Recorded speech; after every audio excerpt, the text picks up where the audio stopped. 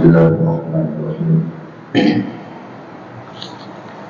سورہ لقمان آخری رکوع سے تلاوت کی گئی۔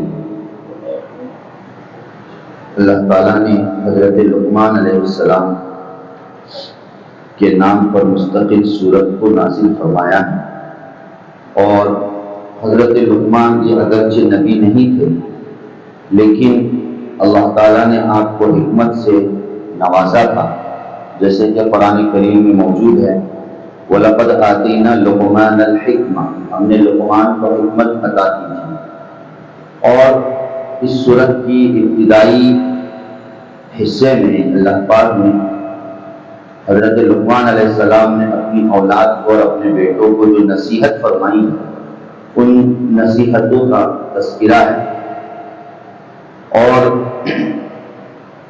نصیحت کرتے ہوئے جس نصیحت کا خلاصہ یہ ہے کہ اے میرے بیٹے، جب زمین پر رہے تو تواضع اور عاجزی اور انکساری سے رہو، تمہارا چلنا بھی تواضع کے ساتھ ہو، اور گھمنڈ، غرور اور تکبر کہ انسان کو خسارے اور نقصان میں ڈال دیتا ہے۔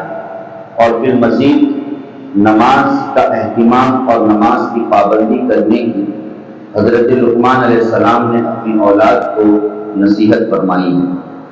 اس سورت کی آخری رکوع میں اللہ تعالیٰ نے ذکر فرمایا ہے کہ 5 چیزوں کا علم صرف اور صرف اللہ کو ہے، اور اس کے علاوہ کسی کو نہیں۔ وہ علم مخصوص ہے جو اللہ تعالیٰ کو ہے، اور اس کے علاوہ کوئی اس میں شامل اور داخل نہیں ہے۔ ان اللہ عنده علم الساعہ، قیامت کا علم، کہ قیامت کب واقع ہوگی، اس کا محل وقوع کیا ہوگا، اور کس طریقے سے واقع ہوگی، سوائے اللہ کے کوئی نہیں جانتا ہے۔ اس کی تاریخ، اس کا وقت صرف اور صرف اللہ کو پتا ہے۔ حتیٰ کہ نبی کریم صلی اللہ علیہ وسلم نے بھی اپنی ذات گرامی سے لا علمی کا اظہار کیا ہے۔ اسی لیے حدیث میں آتا ہے کہ ایک شخص نے نبی کریم صلی اللہ علیہ وسلم سے پوچھا، اے اللہ کے رسول صلی اللہ علیہ وسلم، قیامت کب واقع ہو؟ یعنی تاریخ اور وقت کا سوال کیا، تو نبی صلی اللہ علیہ وسلم نے اس سوال کو بدل کر آپ نے خود اس شخص سے پوچھا کہ ما اعدت لہا، کہ تم نے اس کی کیا تیاری کی ہے۔ معلوم یہ ہوا کہ قیامت کب واقع ہوگی یہ اہم سوال نہیں ہے، یہ تو سوائے اللہ کے کوئی نہیں جانتا۔ اہم سوال تو یہ ہے کہ انسان نے اس کی کیا تیاری کی ہے، اور کس طریقے سے اس نے اعمال کے اعتبار سے اپنے آپ کو تیار کر رکھا ہے، اس بارے میں اس نے سوچنا چاہیے۔ تو پہلا علم ہے قیامت کا، جو اللہ ہی جانتا ہے، اس کے علاوہ کوئی نہیں جانتا۔ دوسرا ہے بارش کا برسنا، کہ اللہ کے سوا کوئی نہیں جانتا کہ بارش کب برسے گی، کہاں برسے گی، اور کتنی برسے گی۔ اگرچہ آج کی جدید ٹیکنالوجی زمانے کے اعتبار سے کچھ ذرائع اور اسباب ہیں جن سے اندازہ لگایا جا سکتا ہے، لیکن ظاہر ہے کہ یہ علم اور یقین نہیں۔ اللہ کا جو علم ہے وہ یقینی علم ہے۔ اللہ کوئی تخمینی بات ذکر نہیں فرماتے، اندازے کی بات ذکر نہیں فرماتے۔ یہ تو انسان کا کام ہے کہ انسان اندازہ پیش کرتا ہے، اور بسا اوقات اس انسان کا اندازہ غلط بھی ثابت ہو جاتا ہے۔ لیکن یہاں بات علم اور یقین کی ہے، تو سوائے اللہ کے بارش کے برسنے کے متعلق اور کوئی نہیں جانتا۔ تیسرا علم ہے رحم مادر، یعنی ماں کے پیٹ میں بچہ ہے، ماں کے پیٹ میں اولاد ہوگی یا نہیں ہوگی، اور کہ کوئی اولاد کے ساتھ یعنی متصف ہوگا یا نہیں، یا بغیر اولاد کے رہے گا، یہ سوائے اللہ کے کوئی نہیں جانتا۔ یہاں بھی یہی بات ہے کہ اگر آج کے طبی اعتبار سے اور ڈاکٹری اعتبار سے کچھ معلومات مل بھی جاتی ہے، لیکن وہ معلومات بھی ملنا ایک تخمینی اور ایک اندازے کی بات ہوتی ہے۔ حتیٰ کہ کسی کو اولاد ہونے نہ ہونے کے تعلق سے انسان علاج تو کرتا ہے ہونے کے تعلق سے، لیکن بسا اوقات وہ علاج اس کے لیے کارآمد بھی ہوتا ہے، اور وہ علاج اس کے لیے ناکارہ بھی ہوتا ہے، یعنی کچھ فائدہ بھی نہیں دیتا۔ یہ اللہ کے علم میں پہلے سے ہے کہ کس کو اولاد سے نوازنا ہے اور کس کو محروم کرنا ہے اور کس کو کیا دینا ہے، یعنی لڑکا دینا ہے یا لڑکی دینی ہے۔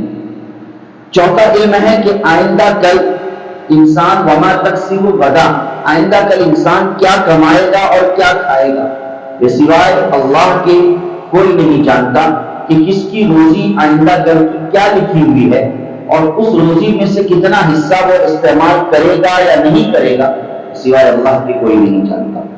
اور پانچواں علم ہے کہ انسان بأی ارض تموت، کس زمین پر مرے گا، کون سی زمین اس کے لیے موت کا پیغام لے کر آئے گی اور موت کا پیغام اس کے ساتھ متعین ہوگا، سوائے اللہ کی کوئی نہیں جانتا۔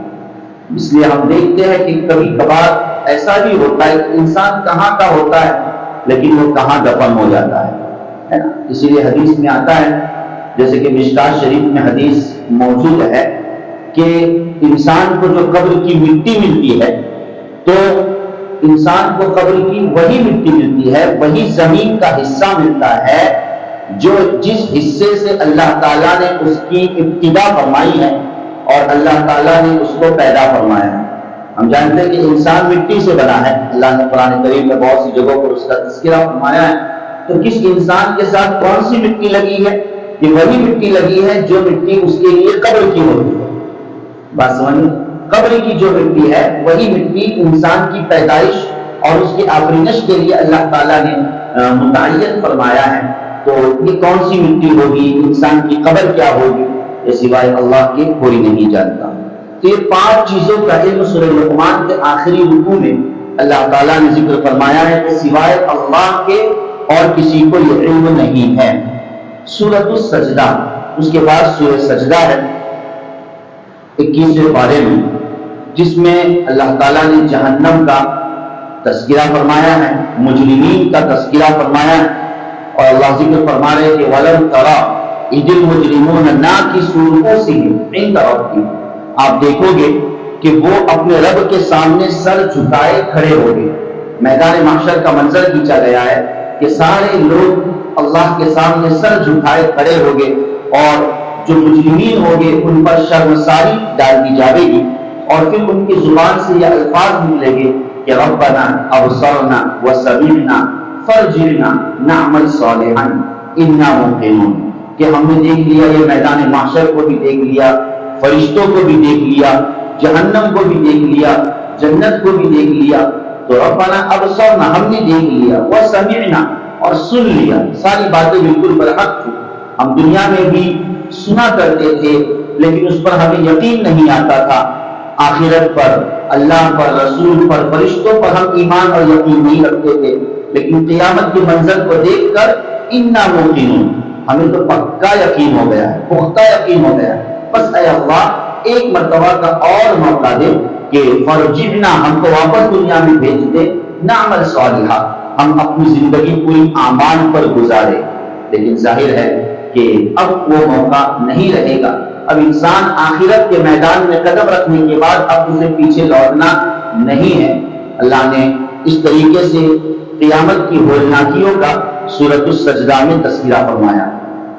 اسی طریقے سے نیک لوگوں کی صفات میں سے ایک صفت کا اللہ نے ذکر کرتے ہوئے فرمایا تتجافى جنوبهم عن المضاجع يدعون ربهم خوفا وطمعا ومما رزقناهم ينفقون، کہ ہمارے نیک بندے واضح کو ہے، جیسے کہ ہم جانتے ہیں کہ سورہ سجدہ یہ خود مستقل سجدہ نام ہے، اور اس صورت میں سجدے کی آیت ہے، اور اس صورت میں سجدہ کیا جاتا ہے، تو سجدہ کرنے والے جو اللہ کے نیک بندے ہوتے ہیں، اللہ تعالیٰ کے ایمان والے بندے ہوتے ہیں، جو اللہ کی آیتوں پر سجدہ کرتے ہیں، اللہ کے احکام کے سامنے اپنے آپ کو جھکاتے ہیں، اور پھر مزید اللہ نے ان کی ایک صفت کا یہ تذکرہ فرمایا کہ تتجافى جنوبهم عن المضاجع، کہ ان کے پہلو ان کے بستروں سے الگ رہتے ہیں۔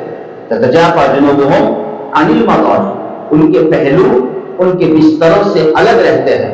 یدعون ربهم خوفا وطمعا، اور بستر سے الگ رہ کر وہ کیا کرتے ہیں؟ اپنے رب کو پکارتے ہیں، خوف کی حالت میں اور امید کی حالت میں۔ وَمِمَّا رَزَقْنَاهُمْ يُنْفِقُونَ، اور جو ہم نے ان کو مال دیا ہے، جو بھی انہیں روزی دی ہے، اس میں سے وہ اللہ کے راستے میں خرچ کرتے ہیں۔ اس آیت پر میں تمام مفسرین کرام کا اتفاق ہے کہ یہ آیت تہجد کی فضیلت کے متعلق نازل ہوئی ہے۔ تہجد کی نماز کی طرف اشارہ اور رغبت یہ آیت دیتی ہے کہ تہجد کی نماز کا وقت رات ہی کا ہوتا ہے۔ جب انسان کے سونے کا وقت ہوتا ہے تو اس سونے کے اوقات میں سے بعض وقت کو اللہ کے نیک بندے اللہ کی عبادت کے لیے فارغ کر دیتے ہیں، اللہ کی عبادت کے لیے خالص کر دیتے ہیں۔ اسی لیے حدیث کی روشنی میں تہجد کی نماز یہ تمام نفلی نمازوں میں سب سے مقدم اور افضل ہے۔ فرض تو فرض ہے اپنی جگہ پر، اس سے انکار نہیں، لیکن فرائض کے بعد اگر سنت نمازوں میں سب سے بڑی اگر کوئی نماز ہے فضیلت والی تو وہ تہجد کی نماز ہے، اور اس کی بڑی فضیلتیں آئی ہیں۔ اسی لیے حدیث میں آتا ہے کہ کسی صحابی نے اللہ کے رسول صلی اللہ علیہ وسلم سے پوچھا کہ افضل عمل کیا ہے، یعنی بہتر اور افضل عمل کون سا ہے؟ تو نبی کریم صلی اللہ علیہ وسلم نے سر فہرست اس بات کا تذکرہ فرمایا کہ فی جوف اللیل، کہ رات کے حصے میں نماز کا پڑھنا یہ اللہ تعالیٰ کے نزدیک سب سے افضل عمل ہے۔ اسی لیے حدیث میں یہ بھی آتا ہے کہ اللہ تعالیٰ تہجد پڑھنے والے شخص کو دیکھ کر مسکراتے ہیں، خوش ہوتے ہیں، اور فرشتوں کے سامنے بطور فخر کے کہتے ہیں کہ یہ میرا فلانا بندہ جو میرے ڈر اور خوف اور امید کے ساتھ میری رحمت کی امید رکھتے ہوئے میرے حضور کھڑا ہوا ہے، اے فرشتوں گواہ رہو کہ میں نے اس کے گناہوں کو معاف کیا اور اس کی مغفرت کر دی۔ بہرحال اور بھی بہت سارے تہجد کی نماز کے فضائل ہیں، اس لیے بڑے نیک بندے ہوتے ہیں وہ لوگ جو خصوصیت کے ساتھ تہجد کی نماز کا اہتمام کرتے ہیں۔ بعض لوگ اس نماز کے تعلق سے وقت کے متعلق سوال کرتے ہیں کہ تہجد کی نماز کب پڑھنی چاہیے؟ اصل تہجد کی نماز تو رات کا اس کا وقت ہے کہ رات میں پڑھنی چاہیے، لیکن سب سے بہتر اور افضل تہجد کی نماز پڑھنے کا طریقہ یہ ہے کہ انسان پہلے عشاء کی نماز کے بعد سو جائے۔ عشاء کی نماز کے بعد کیا ہے؟ سو جائے، اور سونے کے بعد پھر تھوڑی دیر اٹھ کر اللہ کے حضور قیام کرے، نماز پڑھے، تو یہ بہتر وقت ہے۔ بعض لوگ یہ سوال کرتے ہیں کہ اگر ہم نہ سوئے اور سونے سے پہلے ہی تہجد کی نماز پڑھ لیں، مثال کے طور پر عشاء کی نماز پڑھ لی ہے اور کافی دیر تک رات میں جاگنا ہوا ہے، اور جاگتے ہوئے اب مان لیجئے کہ وہ تہجد پڑھ کر سو رہا ہے، تو یہ بھی تہجد کی نماز ہے، اس سے بھی تہجد کا ثواب ملے گا۔ لیکن افضل اور صحیح طریقہ تہجد کی نماز پڑھنے کا یہ ہے کہ آدمی پہلے کچھ سوئے اور سو کر درمیانی رات میں اٹھ کر تہجد کی نماز کا اہتمام کرے، اور زیادہ بہتر اور صحیح وقت بالکل سحر کا جو وقت ہوتا ہے جس میں ہم سحری کرتے ہیں، تو اس موقع پر فجر سے پہلے سحر کے موقع پر یہ تہجد کی نماز کا بہتر وقت ہے، اس موقع پر اس نماز کا اہتمام کرنا چاہیے۔ اور اس کی رکعتیں باقاعدہ امام بخاری رحمۃ اللہ علیہ نے حدیث میں صحیح بخاری میں اس پر باب باندھا ہے، اور مستقل اس کی رکعتوں کا تذکرہ کرتے ہوئے ذکر فرمایا کہ تہجد کی کل 8 رکعتیں ہیں، ان 8 رکعتوں کا اہتمام کرنا چاہیے۔ بعض ہمارے بھائی اور بعض ہمارے حضرات غلط فہمی میں مبتلا ہوتے ہیں اور تہجد کی نماز اور اسی طریقے سے تراویح کی نماز کو ایک ہی نماز سمجھتے ہیں، اور ایک نماز سمجھتے ہوئے اب 20 رکعت کی بجائے 8 رکعت تراویح کی نماز پڑھتے ہیں، اور وہ یہ کہتے ہیں کہ بھئی یہ در حقیقت عام نمازوں کی طرح، یعنی عام دنوں میں جو تہجد کی نماز پڑھی جاتی ہے وہ تراویح بھی در حقیقت تہجد ہی کی نماز ہے۔ حالانکہ ایسی بات نہیں ہے، تہجد کی نماز ایک مستقل نماز ہے اور تراویح کی نماز ایک مستقل نماز ہے۔ یہی وجہ ہے کہ امام بخاری رحمۃ اللہ علیہ نے باقاعدہ دونوں حدیثوں پر الگ الگ باب باندھا ہے۔ باب کا مطلب حدیث کو ایک ٹائٹل دیا ہے، حدیث کو ایک نام دیا ہے، اور تہجد کی نماز کے سلسلے میں ایک الگ حدیث لائی ہے، اور تراویح کی نماز کے سلسلے میں ایک الگ حدیث لائی ہے۔ آپ کا اس طرح علیحدہ کرنا، میں امام بخاری کا جو نام لے رہا ہوں، بس ایسی بات نہیں، وہ تو بہت بڑی شخصیت ہے، آپ کا حدیث کو سمجھنا یہ بہت بڑی بات ہے، اور آپ نے جو باب باندھا ہے محدثین نے اس سے کتنے مسائل کو ذکر فرمایا۔ تو بہرحال یہ ذہن میں رہنا کہ تہجد اور تراویح ایک ہی نماز ہے، اس لیے اب 20 رکعت کی بجائے 8 رکعت ہی پڑھی جائے، یہ غلط بات ہے۔ تہجد کو الگ مقام حاصل ہے اور تراویح کی نماز کو الگ مقام حاصل ہے، اور یہی وجہ ہے کہ تہجد کا جو ابھی وقت پیش کیا گیا ہے وہ تو رات کے درمیانی حصے میں تہجد کی نماز کا پڑھنا افضل ہے، جبکہ تراویح کی نماز متصلاً عشاء کے بعد پڑھی جاتی ہے۔ بہرحال ایک مستقل موضوع ہے جو اب تک اور نہ جانے کب تک امت میں یہ اختلاف باقی رہے گا اور لوگ اس پر قائم ہیں۔ تراویح کی 8 رکعت اور 20 رکعت کے اختلاف کے سلسلے میں صحیح قول اور اصح قول یہی ہے۔ بعض حضرات بڑی آسانی سے یہ کہہ کر اپنا دامن جھاڑ دیتے ہیں کہ بھئی یہ 20 رکعت تو حضرت عمر رضی اللہ تعالیٰ عنہ نے شروع کی ہے، لہذا حضرت عمر رضی اللہ تعالیٰ عنہ کی سنت ہے، نبی کریم صلی اللہ علیہ وسلم کی سنت نہیں ہے، توبہ اور استغفار کرنے کی ضرورت ہے۔ آپ نے عمر رضی اللہ تعالیٰ عنہ کو کیا سمجھا ہے؟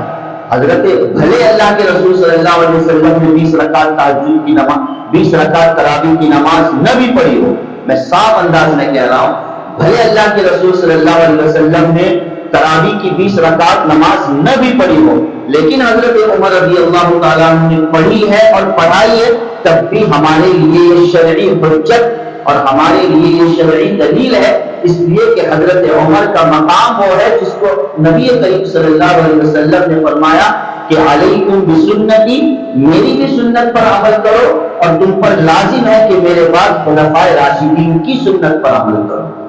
لہذا اس طرح صرف یہ کہہ کر کہ یہ تو حضرت عمر رضی اللہ تعالیٰ عنہ کی ایجاد ہے، اس عمل کو ہلکا بتلانا نعوذ باللہ صحابہ سے بغض اور صحابہ سے محبت میں کمی اور کٹوتی کی علامت ہے۔ کہیں ایسا نہ ہو کہ صحابہ کی شان میں ادنا سی گستاخی ہو جائے، لہذا یہ ذہن سے نکال دینا چاہیے کہ بھلے اللہ کے رسول صلی اللہ علیہ وسلم نے تراویح کی نماز نہ بھی پڑھی ہو 20 رکعت، لیکن حضرت عمر رضی اللہ تعالیٰ نے پڑھی اور پڑھائی ہے، تب بھی یہ ہمارے لیے دلیل ہے، اور اس پر ایک سنت پر عمل کرنے کے لیے وہ لازم اور ضروری ہے کہ ہم 20 رکعت رکعتوں کا اہتمام کریں۔ بہرحال ایک مستقل موضوع ہے۔ فَلَا تَعْلَمُ نَفْسٌ مَا أُخْفِيَ لَهُم مِّن قُرَّةِ أَعْيُنٍ، اللہ نے اس سورہ سجدہ میں جنت کا بھی تذکرہ فرمایا ہے، اور اللہ تعالیٰ ذکر فرماتے ہیں کہ کسی مسلمان کو، کسی ایمان والوں کو وہ چیز معلوم نہیں جو اللہ نے ان کے لیے چھپا رکھی ہے، یعنی جنت کی چیزوں کو اللہ تعالیٰ نے ایمان والوں کو چھپا رکھا ہے جو سوائے اللہ کی کسی کو پتہ نہیں ہے، یعنی ان کی آنکھوں کی ٹھنڈک کا سامان قرۃ اعین اللہ نے تیار کر رکھا ہے۔ ہم جب قرآن کریم کا مطالعہ کرتے ہیں، قرآن کریم کی آیتوں کو پڑھتے ہیں، تو قرآن کریم کا ایک بہت بڑا حصہ جنت کے منظر کی عکاسی کرتا ہے اور جنت کے مناظر کو پیش کرتا ہے۔ کبھی تو ہم سنتے ہیں تجری من تحتها الانہار، اس کے نیچے سے نہریں بہتی ہوگی، جو مشہور آیت ہے قرآن کریم کی جنت کی عکاسی کرتی ہے۔ کبھی تو ان نہروں کے متعلق بھی بات آئی ہے، فیہا انہار من ماء غیر آسن وانہار من خمر لذۃ للشاربین وانہار من عسل مصفی، کہ دنیا میں تو صرف ایک پانی کی نہر ہوتی ہے، ہم نے دیکھی ہے، لیکن جنت کی نہریں الگ الگ ہوگی، کوئی پانی کی نہر ہوگی، کوئی دودھ کی نہر ہوگی، اور کوئی شہد کی نہر ہوگی، کوئی شراب کی نہریں ہوگی، الگ الگ نہریں اللہ تعالیٰ نے نہروں کا تذکرہ قرآن کریم میں فرمایا۔ کبھی تو اللہ تعالیٰ نے جنت کے مناظر میں حوروں کا تذکرہ کیا ہے، کبھی تو اللہ تعالیٰ نے جنت کے مناظر میں جو انسان ٹیک لگاتا ہے، اور جو ٹیک لگا کر، یعنی جس کو ہم کرسی کہتے ہیں، ٹیک لگانے والی چیزیں ہیں، تو ان چیزوں کا اللہ تعالیٰ نے تذکرہ فرمایا۔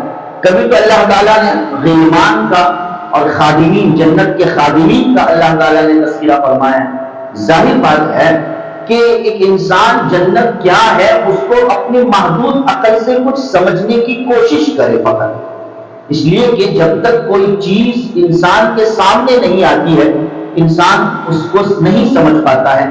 مثال کے بغیر اس کا سمجھنا مشکل ہے، اس لیے اللہ تعالیٰ نے فقط بہت ہی سرسری اور بہت ہی اجمالاً قرآن کریم میں جنت کا تذکرہ فرمایا کہ بھئی یہ نہریں ہیں، یہ فلانی جنت کی چیزیں ہیں، اور یہ ہے اور وہ ہے. بس انسان ایک تصور ذہن کا اس طرف لی جاوے کہ ہاں یہ جنت کی چیزیں ہیں. وگرنہ قرآن کریم کی آیت کہتی ہے کہ فَلَا تَعْلَمُ نَفْسٌ مَّا أُخْفِيَ لَهُم مِّن قُرَّةِ أَعْيُنٍ، کوئی جانتا ہی نہیں کہ جنت کیسی ہے سوائے اللہ. بس سمجھیں، اللہ کے سوا جنت کی کیفیت کیسے ہوگی، اس کی شان کیسے ہوگی، اس کی حقیقت کیسے ہوگی، سوائے اللہ کے کوئی نہیں جانتا. یہ تو صرف ظاہری چیزیں اللہ تعالیٰ نے سرسری چیزوں کا قرآن میں تذکرہ کیا ہے، ورنہ جنت تو ایسی ہے کہ اس کا تصور بھی نہیں کیا جا سکتا. اسی لیے حدیث میں آتا ہے جنت کے متعلق نبی کریم صلی اللہ علیہ وسلم کا فرمان مبارک ما لا عین رأت، کہ جنت تو وہ ہے جس کو کسی آنکھوں نے دیکھا تک کے نہیں. ولا اذن سمعت، جنت تو ایسی ہے جسے کسی کانوں نے سنا بھی نہیں کہ بھئی جنت کی یہ نعمت ہے، یہ نعمت ہے. ولا خطر علی قلب بشر، اور جنت تو ایسی ہے کہ کسی انسان کے دل پر اس کا تصور بھی نہیں گزر سکتا ہے، اس کا تصور بھی نہیں گزر سکتا. لہذا ایسی اللہ تعالیٰ نے جنت بنائی رکھی ہے جو جنت میں داخل ہونے کے بعد ہی انسان اس کا مشاہدہ کر سکتا ہے اور اس پر گویا کہ اس کی نعمتوں سے اپنے آپ کو اس کی نعمتوں میں داخل کر کے اس سے فائدہ حاصل کر سکتا ہے. لیکن یہ جنت کیسے ملے گی؟ اللہ تعالیٰ نے جہاں بھی جنت کا تذکرہ کیا ساتھ ساتھ اعمال کا تذکرہ کیا کہ انسان نے اعمال کو اختیار کرنا چاہیے، اس اعمال کے بلبوتے پر اللہ تعالیٰ اسے جنت عطا فرما دے گی. آگے اللہ تعالیٰ نے سورہ احزاب کا تذکرہ فرمایا ہے. یہ بڑی جامع سورت ہے اور بالخصوص ایک معاشرتی زندگی کے لیے، ایک سماجی زندگی کے لیے اس سورت کا مطالعہ کرنا چاہیے. خصوصاً میاں بیوی کے تعلقات کہ ایک خوشگوار ماحول کیسے رہے گھر میں، کہ میاں اور بیوی کس طریقے سے زندگی گزارے، انہیں چاہیے کہ سورہ احزاب کا مطالعہ کرے. اللہ تعالیٰ نے بہترین اصول کا سورہ احزاب میں تذکرہ فرمایا. سب سے پہلے نبی کریم صلی اللہ علیہ وسلم کی ذات گرامی کے تعلق سے ذکر فرمایا کہ النبی اولی بالمؤمنین من انفسہم، نبی کی ذات تو وہ ہے جو ایمان والوں کے نزدیک خود ان کی جانوں سے زیادہ محبوب ہے، خود ان کی جانوں سے زیادہ محبوب ہے. اس لیے ہمارا ایمان ہے، ہمارا عقیدہ ہے اور یہ ہونا چاہیے کہ ہم اللہ کے رسول صلی اللہ علیہ وسلم سے جو محبت کرتے ہیں وہ کس قدر محبت کرتے ہیں. ساری محبتوں کو تقسیم کرنے کے بعد نبی صلی اللہ علیہ وسلم سے محبت کرتے ہیں؟ نہ، بلکہ ہم خود اپنی جان سے زیادہ اللہ کے رسول صلی اللہ علیہ وسلم سے محبت کرتے ہیں اور یہ ایمانی تقاضا ہے. اسی لیے حضرت عمر رضی اللہ تعالیٰ عنہ نے کہا کہ اللہ کے رسول صلی اللہ علیہ وسلم پہلے میں اپنی جان سے محبت کرتا ہوں پھر آپ سے کرتا ہوں. تو نبی کریم صلی اللہ علیہ وسلم نے فرمایا کہ تم میں سے کوئی اس وقت تک مومن ہو ہی نہیں سکتا جب تک کہ میں اس کے نزدیک اس کی جان سے بھی زیادہ محبوب نہ ہو جاؤں. حضرت عمر رضی اللہ تعالیٰ عنہ نے تھوڑا اپنا محاسبہ کیا، اپنی دلی کیفیت کو تبدیل کیا اور پھر کہا کہ ہاں اللہ کے رسول صلی اللہ علیہ وسلم میں تو اپنی جان سے بھی زیادہ آپ سے محبت کرتا ہوں. تو الان یا عمر، یہ الفاظ حدیث کے ہے جس کی ایک تشریح ہے کہ نبی کریم صلی اللہ علیہ وسلم نے فرمایا کہ ہاں اے عمر اب تیرا ایمان مکمل ہو چکا ہے. تو تکمیل ایمان کے لیے ضروری ہے کہ ہم اپنی جانوں سے زیادہ اللہ کے رسول صلی اللہ علیہ وسلم سے محبت کرنے والے بنے. اور پھر آگے اللہ نے ایک جملہ یہ ذکر فرمایا ازواج مطہرات سے متعلق کہ وَأَزْوَاجُهُ أُمَّهَاتُهُمْ، کہ نبی کی بیویاں یہ تمہاری مائیں ہیں. وَأَزْوَاجُهُ أُمَّهَاتُهُمْ، نبی کی بیویاں یہ تمہاری کون ہے؟ مائیں ہیں. ماں ہونے کا مطلب جیسے ماں کا مقام اور مرتبہ ہے، اسی طریقے سے نبی کی بیویوں کا مقام اور مرتبہ ہے. جس طریقے سے ماں سے نکاح کرنا حرام اور ناجائز ہے، نبی کے بعد نبی کی بیویوں سے نکاح کرنے کو شریعت نے قرآن کریم نے حرام اور ناجائز قرار دیا ہے. البتہ ایک فرق یہ رہے گا کہ ماں سے پردہ کرنا نہیں چاہیے، ماں سے پردہ نہیں کیا جاتا، لیکن نبی کی بیویوں سے پردہ کرنا لازم اور ضروری ہے. اس وقت کے اعتبار سے صحابہ کرام کو یہ حکم تھا. لیکن بہرحال اللہ کے رسول صلی اللہ علیہ وسلم کی جتنی بھی بیویاں تھی یہ ساری بیویاں ماں کے درجے میں ہیں. قرآن کریم نے ان کو ماں کا درجہ دیا ہے. اس لیے ضروری ہے کہ ہم اپنی ماؤں کو جاننے والے بنیں. نبی صلی اللہ علیہ وسلم کی بیویاں کتنی ہیں, نبی صلی اللہ علیہ وسلم کی بیویوں کے کیا نام ہیں, ہمیں یہ پتا ہونا چاہیے. اور بالخصوص ہماری بچیوں کو اور ہماری لڑکیوں کو اور ہماری مستورات کو نبی صلی اللہ علیہ وسلم کی بیویوں کی سوانح اور ان کی زندگی کے بارے میں معلوم ہونا چاہیے. اسی لیے مستقل ایک کتاب ہے امت مسلمہ کی مائیں, یعنی مسلمان امت کی مائیں کون کون سی ہے, جو جن سے اللہ کے رسول صلی اللہ علیہ وسلم نے نکاح فرمایا.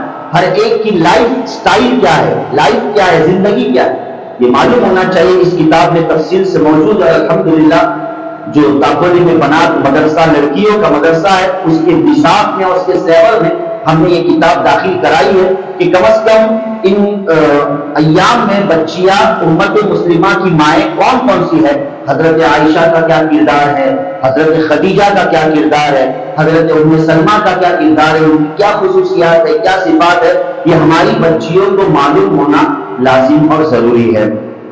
اسی طریقے سے مستقل اللہ تعالیٰ نے ازواج نبی کے تعلق سے یہ حکم ذکر فرمایا. چونکہ نبی کی بیویوں کا مقام بہت اونچا ہے, ان کی نسبت نبی سے لگی ہوئی ہے. اس لیے قرآن کہہ رہا ہے کہ یا نساء النبی لستن کاحد من النساء, اے نبی کی عورتوں تم عام عورتوں کی طرح نہیں ہو, یعنی تمہارا مقام اونچا ہے, تمہاری نسبت نبی سے لگی ہے. اس لیے یاد رکھنا اگر تم کوئی گناہ کرو گے, اگر تم کوئی نافرمانی کرو گے تو عام عورتوں کو گناہ کرنے کی وجہ سے ظاہر ہے کہ ان کے نام اعمال میں ایک گناہ لکھا جائے گا, لیکن تم اگر گناہ کرو گے تو تمہارے نام اعمال میں 2 گناہ لکھا جائے گا. اللہ 21 پارے کی آخری آیت میں اللہ نے ذکر فرمایا کہ یا نساء النبی من یأت منکن بفاحشۃ مبینہ یضاعف لها العذاب ضعفین, کہ اگر تمہاری طرف سے کوئی گناہ صادر بھی ہوا, اور نبی کی بیویوں سے گناہ کیسے صادر ہو سکتا ہے,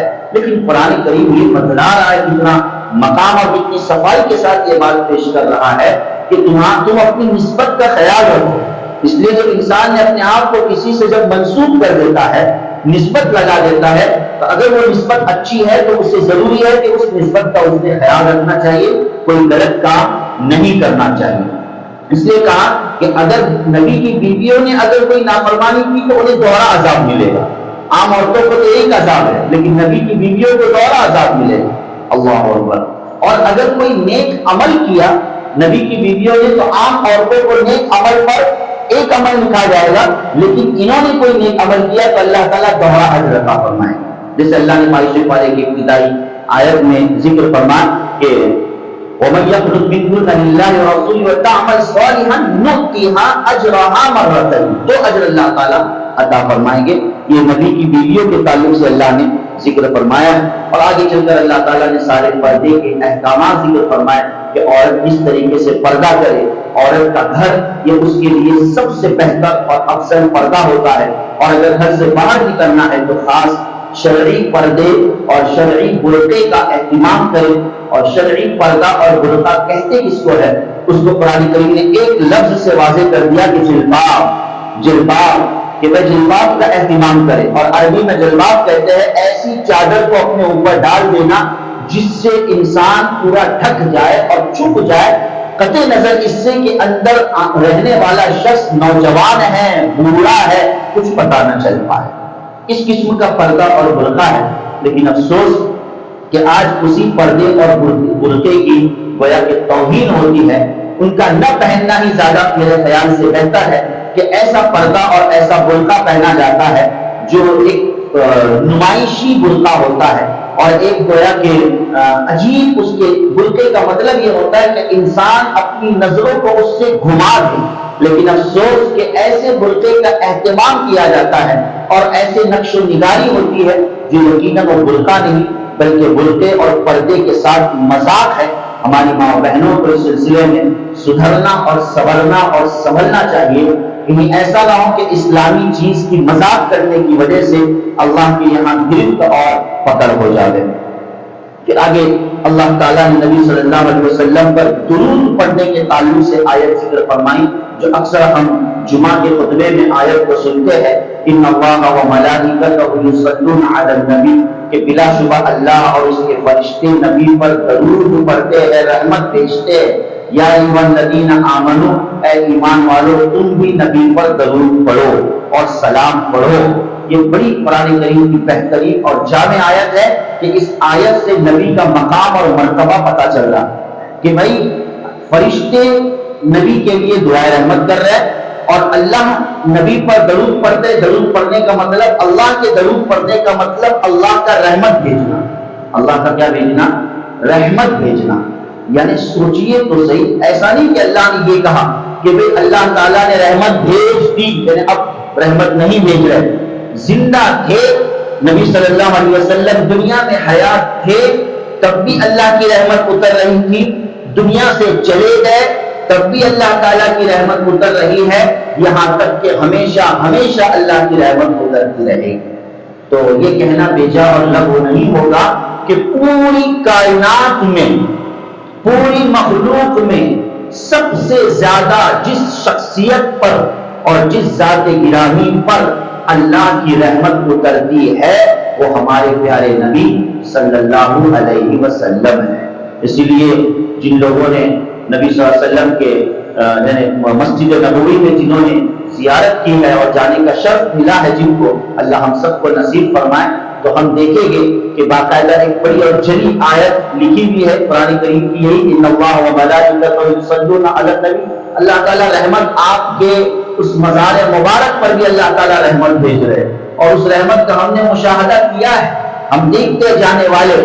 ظاہر ہے کہ وہ ایک وہاں پہنچنے کے بعد دنیا الگ، جب مسجد سے باہر ہو تو دنیا الگ ہے، لیکن جب مسجد میں داخل ہو اور نبی صلی اللہ علیہ وسلم کے مزار مبارک کے قریب ہم جائیں تو وہ رحمت کی کیفیت کا لطف ہی الگ ہوتا ہے۔ باقاعدہ انسان محسوس کرتا ہے کہ ہاں یہ کوئی ایسی مخصوص جگہ ہے جس جگہ پر اللہ کی خصوصی رحمت اور عنایت نازل ہو رہی ہے، اور ایک قسم کا سکون اور ایک قسم کی لذت ہر جانے والا وہاں پر محسوس کرتا ہے۔ اور کیوں نہ ہو، اللہ کی نزول رحمت کا تسلسل جاری ہے، کوئی ایسا وقت نہیں ہے جہاں پر اللہ کی رحمت رکی ہوئی ہے، کنٹینیو اللہ کی رحمت پیارے نبی صلی اللہ علیہ وسلم پر اتر رہی ہے۔ تو اے ایمان والو، تمہارا بھی کام ہے کہ تم نبی صلی اللہ علیہ وسلم پر درود پڑھو۔ اس لیے فقہا نے بیان کیا کہ زندگی میں ایک مرتبہ درود کا پڑھنا تو فرض ہے، اور باقی اعمال کے بے مستحب ہے کہ درود پڑھتے رہنا چاہیے زیادہ سے زیادہ۔ کوئی ایک مرتبہ اگر درود پڑھتا ہے تو اللہ تعالیٰ اس پر 10 رحمتیں نازل فرماتے ہیں۔ اللہ اکبر، اللہ تعالیٰ اس پر کتنی رحمتیں نازل فرماتے ہیں؟ 10 رحمتیں نازل فرماتے ہیں۔ اور خصوصاً جمعے کے دن درود شریف کا خاص اہتمام کرنا چاہیے، کم سے کم اپنے اوپر ہم لازم کر لیں کہ جمعے کے دن میں انشاءاللہ 100 درود پڑھوں گا، پڑھیں گے سب انشاءاللہ۔ تو 100 درود جمعے کے دن پڑھنا چاہیے، جیسا درود آئے، جس طرح بھی میسر ہو۔ اللہم صلی علی سیدنا محمد وعلی آل سیدنا محمد وبارک وسلم، یہ درود پڑھے، یا بالکل آخری درجے میں صلی اللہ علیہ وسلم، یہ بھی پڑھ سکتے ہیں۔ اس درود کا اہتمام کریں، اور جب نبی صلی اللہ علیہ وسلم کا اسم گرامی آئے، یعنی محمد صلی اللہ علیہ وسلم، یہ آپ کا نام خاص ہے، جب بھی آئے کسی مجلس میں، جب ہم کوئی کتاب پڑھ رہے ہیں، پڑھتے پڑھتے اگر ہم نے محمد صلی اللہ علیہ وسلم کا تلفظ کیا تو اس وقت فقہا نے لکھا ہے کہ درود کا پڑھنا واجب ہے۔ اگر نبی صلی اللہ علیہ وسلم کا نام آنے پر اگر ہم نے درود نہیں پڑھا تو ہم لعنت کے مستحق اور گناہگار ہو جائیں گے، جیسے کہ حدیث اس کی نشاندہی کرتی ہے۔ اس لیے کثرت سے اللہ کے رسول صلی اللہ علیہ وسلم کی شان میں درود پڑھنا چاہیے۔ اللہ پاک ہم تمام کو اس کی توفیق نصیب فرمائے اور قرآن کریم کو صحیح طور پر سمجھنے کے ساتھ نصیب فرمائے۔ آمین یا رب العالمین۔